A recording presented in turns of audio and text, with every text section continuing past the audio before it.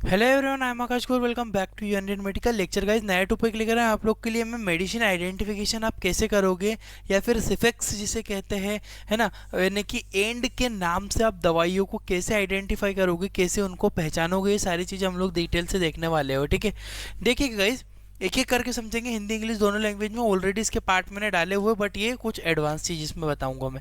देखिएगा, सबसे पहले कुछ बेसिक मेडिसिन, जो प्रेजोल जो आप जानते हो, सब लोग जिस दवाइयों के नाम में एंड में प्रेजोल शब्द का इस्तेमाल किया जाता है, जैसे कि फॉर एग्जांपल ओमिप्रेजोल, पेंटाप्रेजोल, रेबिप्रेजोल, लेंसाप्रेजोल, इन तीनों को मतलब इसमें और भी हो सकती है। इनकी जो मेडिसिन है, इनको मैंने यहाँ पे लिया हुआ है।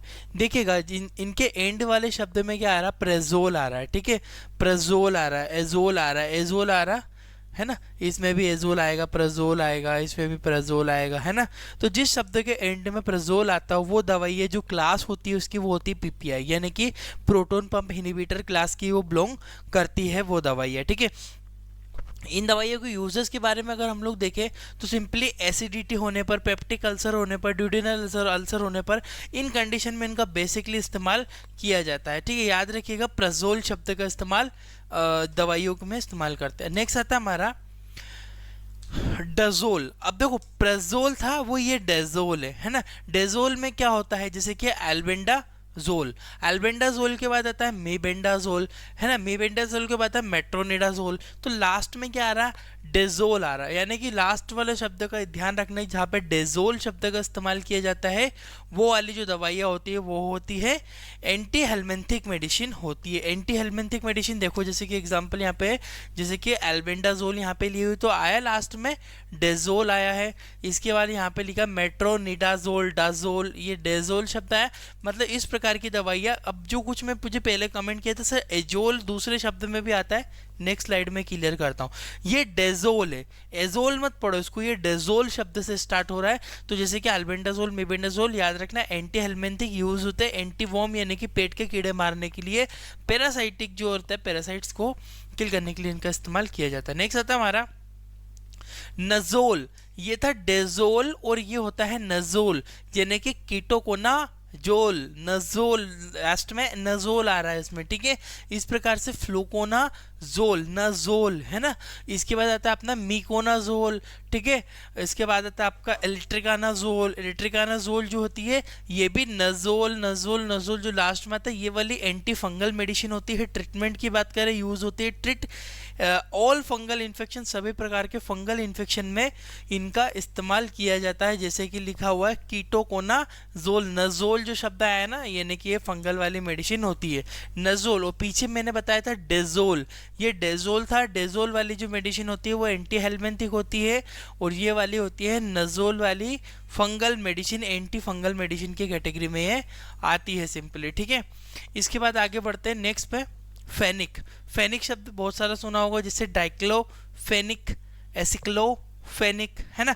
तो फेनिक शब्द यहाँ पे आ रहा है। तो फेनिक शब्द में बेसिकली यही रहता है कि जो फेनिक शब्द होता है, फेनिक का मतलब होता है ये NSAIDs, यानी कि non steroidal anti inflammatory drug की कैटेगरी में आती। इनके इस्तेमाल की बात करूँ तो रिड्यूस पेन, दर्द कम करने में, बुखार कम करने में, रिड्यूस इन्फ्लामेशन, अगर इन्फ्लामेशन भी हो गई है उसे भी ये कम करेगी। जैसे कि देखो, डाइक्लोफेनिक, लास्ट में वर्ड आता है फेनिक, फेनिक सोडियम। ठीक है, डाइक्लोफेनिक। इसके अलावा और ये है एसिक्लोफेनिक। ठीक है, इसमें पैरासीटामोल का कॉम्बिनेशन में मिलाकर ये बताई गई है। ठीक है, तो फेनिक, जो फेनिक शब्द का इस्तेमाल हम लोग याद रखना है कि फेनिक शब्द का इस्तेमाल मेनली हम लोग करते हैं पेन किलर वाली मेडिसिन में। ठीक है, डाइक्लोफेनिक और एसिक्लोफेनिक। आगे बढ़ता हूँ। नेक्स्ट आती है सेट्रोन। सेट्रोन शब्द का इस्तेमाल, जैसे कि ओंडा सेट्रोन, है ना, ग्रेनी सेट्रोन। सेट्रोन शब्द का जहाँ इस्तेमाल किया जाता है, लास्ट में सेट्रोन वर्ड आता है ना, वो होती है हमारी, उसकी जो क्लास होती है एंटी एमेटिक मेडिसिन होती है, यानी कि नोजिया वोमिटिंग, उल्टियों को मेंटेन करने वाली, उल्टियों को कम करने वाली। जैसे कि ग्रेनी सेट्रोन, यहाँ पे नीचे आया है आपको ये ओंडा सेट्रोन। सेट्रोन जो वर्ड है ना, लास्ट में सेट्रोन जो इस्तेमाल है, वो एंटी एमेटिक मेडिसिन की कैटेगरी में आती है। ठीक है, याद रखना क्लास, एंटीएमेटिक मेडिसिन होती है, यानी कि वोमिटिंग उल्टियों में मेंटेन करने वाली। नेक्स्ट आती है फ्लोक्सासिन। सबको पता है फ्लोक्सासिन शब्द बहुत आता है, जैसे कि ऑफ्लोक्सासिन, नॉरफ्लोक्सासिन, सिप्रोफ्लोक्सासिन, लीवोफ्लोक्सासिन। तो ये जो फ्लोक्सासिन जो वर्ड है ना, इस फ्लोक्सासिन का मेन मतलब होता है एंटीबायोटिक। जैसे कि देखो यहाँ पे ये लिखा है ऑफ्लोक्सासिन, है ना, फ्लोक्सासिन आया लास्ट में। इसके बाद यहाँ पे देखो नॉर फ्लोक्सासिन, ये फ्लोक्सासिन इसमें भी आएगा। इसके बाद नीचे और भी दी हुई है, जैसे कि लीवोफ्लोक्सासिन, है ना। और इसके बाद यहाँ पे एक और है, ठीक है, सिप्रोफ्लोक्सासिन।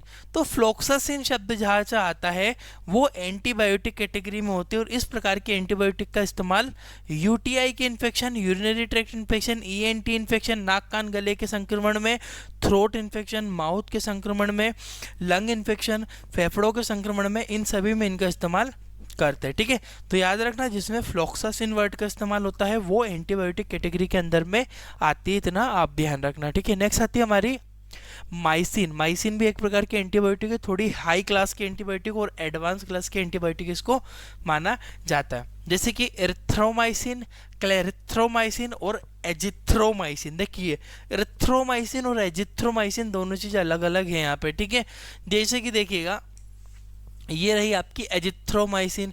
एजिथ्रोमाइसिन ये है आपकी 3 टेबलेट है, इसमें दिन में ओडी इसको देते, याद रखना एजिथ्रोमाइसिन टेबलेट को। क्लेरिथ्रोमाइसिन, रोथ्रोमाइसिन, जहाँ पे माइसिन शब्द आ रहा है ना वहाँ ध्यान रखना आप लोग। एक आता है आपका एरिथ्रोमाइसिन, है ना, माइसिन शब्द का इस्तेमाल हो रहा है। एंटीबायोटिक है मेनली इस्तेमाल ईएनटी इन्फेक्शन में, नाक कान में, साइनस के इन्फेक्शन में काफ़ी अच्छा इफेक्ट करती है। एसटीडी डिसीज यानी कि यौन परिसंचरण रोग होते हैं, जैसे सेक्सुअल ट्रांसमिटेड डिसीज जो होती है उनमें भी इस्तेमाल करते हैं। निमोनिया वगैरह में भी काफ़ी अच्छा इफेक्ट करती है, इतना ध्यान रखना। माइसिन शब्द आएगा रात में, एरिथ्रोमाइसिन, है ना, क्लेरिथ्रोमाइसिन, एजिथ्रोमाइसिन। आगे बढ़ता हूँ, नेक्स्ट आते हैं ल्यूकास्ट। ल्यूकास्ट जो होती है ये मेडिसिन, जैसे कि मोंटेल्यूकास्ट, है ना, जेफ्री ल्यूकास्ट। तो ल्यूकास्ट जहाँ पर अंत में ल्यूकास्ट का इस्तेमाल किया जाता है वो दवाइयाँ किस कैटेगरी से बिलोंग करती है? ल्यूकोट्रिन एंटागोनिस्ट। याद रखना ल्यूकोट्रिन एंटागोनिस्ट वो दवाइयाँ होती है, और मेनली इनका cough and cold and bronchial asthma में इनका मुख्य रूप से इस्तेमाल किया जाता है। मोंटेल्यूकास्ट, जेफ्री ल्यूकास्ट, ल्यूकास्ट जो एंड में आया है, इसे मेडिसिन भी दी हुई है, ये मोंटेल्यूकास्ट, है ना, मोंटेक्टेन आ रहा है ना। उसके बाद यहाँ पे एक और जेफ्री ल्यूकास्ट, है ना। तो इनका मुख्य रूप से इस्तेमाल हम cough and cold plus bronchitic asthma में इनका इस्तेमाल करते हैं। ल्यूकास्ट शब्द का याद रखना। नेक्स्ट आता है एफिल। एफिल भी बहुत ज़्यादा आपको ध्यान रखना है। एफिल में जो होता है स्लाइडेनाफिल, है ना, टेंडेनाफिल, एवेनाफिल, एफिल आ रहा लास्ट में, याद रखना एफिल। ये जैसे कि एग्जांपल में मेडिसिन भी यहाँ पे ली है ना, स्लाइडेनाफिल, है ना, स्लाइडेनाफिल के बाद नेक्स्ट यहाँ पे दी हुई है टेंडेनाफिल, है ना। तो इसकी लास्ट की जो दवाई होती है फोस्फोडाइएस्टर इनहिबिटर। ठीक है, फोस्फोडाइएस्टर इनहिबिटर क्लास की दवाइयाँ होती है।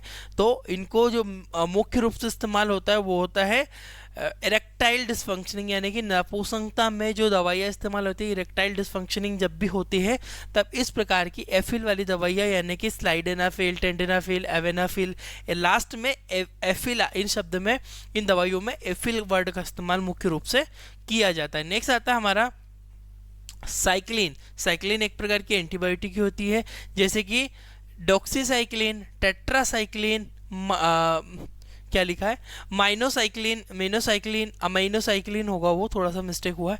उसके अलावा ऑक्सेट्रासाइक्लिन, है ना। ये जो दवाइयाँ होती है टेट्रासाइक्लिन एंटीबायोटिक क्लास की होती है, रेस्पिरेटरी ट्रैक्ट इन्फेक्शन और यूटीआई में सबसे ज़्यादा इफेक्ट ये दवाइयाँ करती, इतना ध्यान रखना।